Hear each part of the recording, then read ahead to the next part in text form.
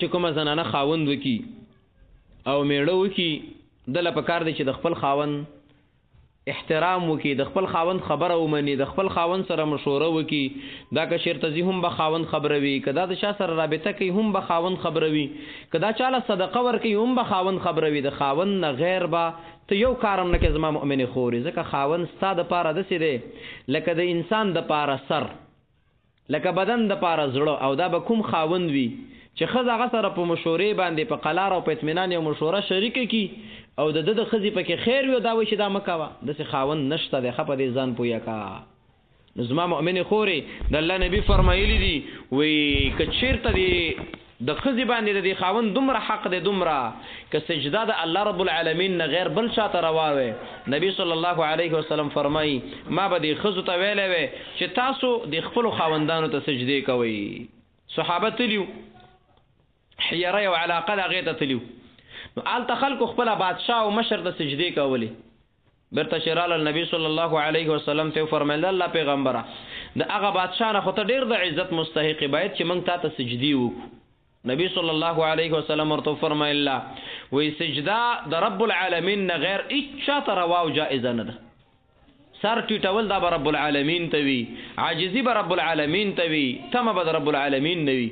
او بیا ورته نبی صلی الله علیه وسلم فرمایل وی زما شان خو سید اوچت دی، خو په انسانانو کې د ښځې په مقابل کې د ښځې د خاوند شان ډیر اوچت دی. او که سجده د الله نه غیر چاته روا وي ما به زنانو ته ویلی وی چې خپل خاوند ته سجده کوئ. نو ای مؤمنانو خویندو، رسول علیه السلام فرمایلی لامرت النساء ان یسجدن لازواجهن لما جعل الله علیهن من حقهن.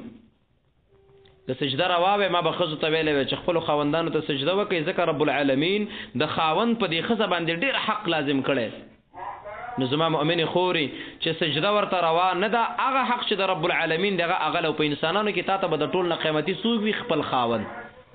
نو زما مؤمنانو خویندو دغه شان د خاوند سره به بد اخلاقي نه کوئ، کنځلې به ورته نه کوئ. داسې زنانه ماته شخصا معلومې دي ماته چې خپل خاوند ته دومره نازیبه الفاظ وي د لور په مخ کې د زوی په مخ کې، بیا چې دا لور سبا واده شي دا به د غبل کورنۍ څه خدمت وکړي.